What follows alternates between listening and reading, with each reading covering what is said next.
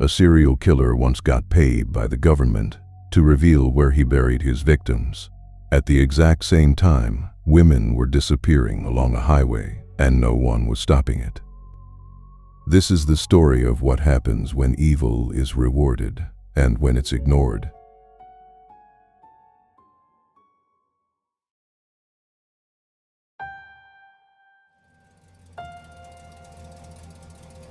If your car breaks down on Highway 16 after midnight, the first thing you'll notice isn't fear.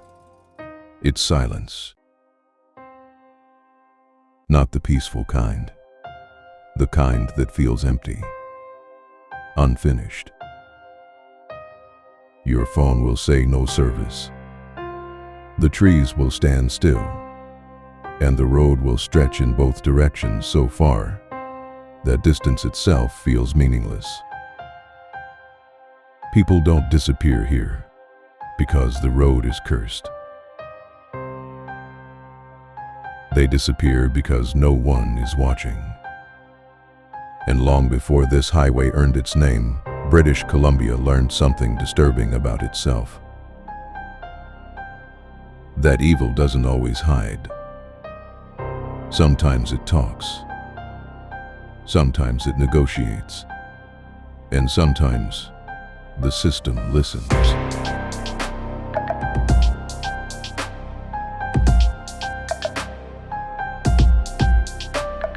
In the early 1980s, the province was facing two nightmares at the same time, though only one of them made headlines. In the South, children were being hunted in places parents believed were safe. Shopping malls, parks, school routes.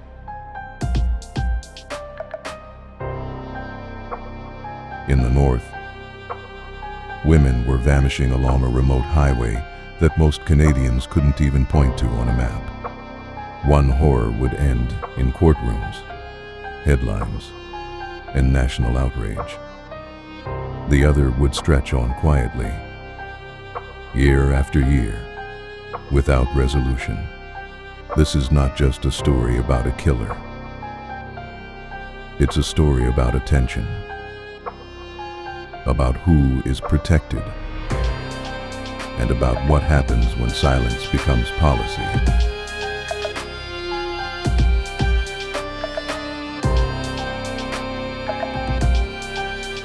Before his name became synonymous with evil, Clifford Olson was something far more familiar.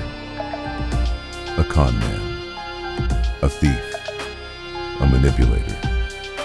He had spent most of his adult life moving in and out of prison, learning one lesson over and over again. If you talk enough, someone will listen. By 1980, Olson was out on parole. Angry, broke, and deeply resentful of a world he believed owed him something. That's when the disappearances began. At first, police didn't see a pattern. Different neighborhoods, different times of day, different victims. But parents felt it immediately. Something had changed. Children didn't come home. And when they did, they were warned never to talk to strangers, even ones who smiled, even ones who looked official, even ones holding business cards. Because Olson understood something terrifyingly simple. Trust doesn't need force. It needs presentation. He posed as a contractor, offered work, promised money. And once a child was inside his car, the situation was already over. Olson didn't panic. He didn't rush. He planned. He controlled. And later he bragged. What made Olson different from many serial killers wasn't just what he did. It was how much he enjoyed being known. He inserted himself into investigations, called police, spoke to journalists, and when he was finally arrested, he didn't break down. He smiled, because Olsen understood leverage.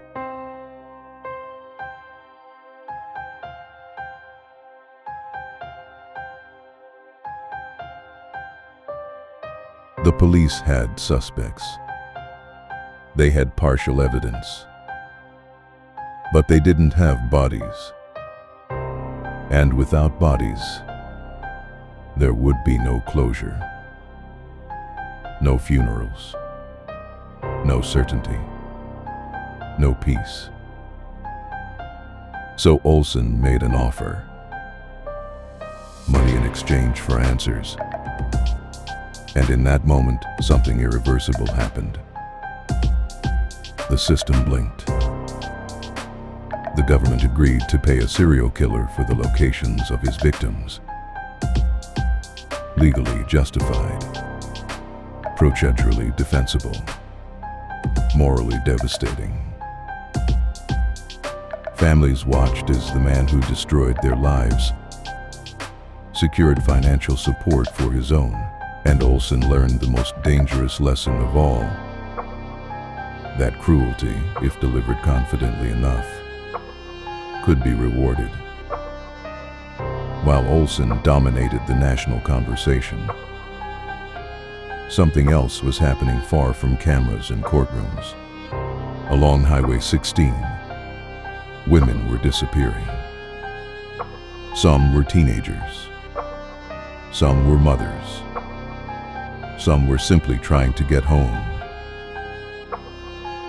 There were no press conferences, no national alerts, no urgency. The road itself became the accomplice. Long distances, no public transportation, few witnesses. And over time, the disappearances stopped feeling like emergencies. They became statistics. For communities along the highway, the danger was never abstract. Parents warned daughters not to hitchhike, even when there was no other way to travel. Families searched forests themselves because no one else would. This wasn't one killer.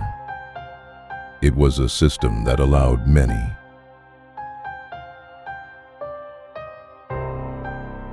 Clifford Olsen died in prison. The Highway of Tears did not. That's the difference. One evil was loud enough to force action. The other was quiet enough to be ignored.